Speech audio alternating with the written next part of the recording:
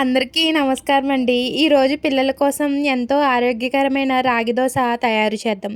పిల్లలు రుచిగా తినడంతో పాటు వారి ఎదుగుదలకు అవసరమైన పోషకాలు కూడా ఈ దోశ ద్వారా లభిస్తాయి.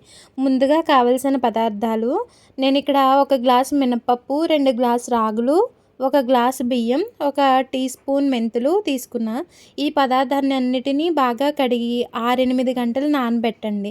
తర్వాత మెత్తగా పిండి కింద తయారు చేయండి. పిండిని రాత్రంతా లేదా 8, 10 గంటల పాటు పులియనివ్వండి. పులిసిన పిండిలో తగినంత ఉప్పు వేసి కలపండి.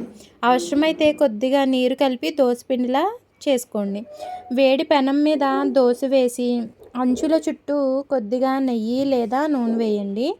ఇలా వేసిన తర్వాత రెండు వైపులా గోల్డెన్ బ్రౌన్ కలర్ వచ్చేంత వరకు కాల్చండి. రాగి దోశ వల్ల పిల్లలకు కలిగే ప్రయోజనాలు చాలా ఉన్నాయనే చెప్పొచ్చు.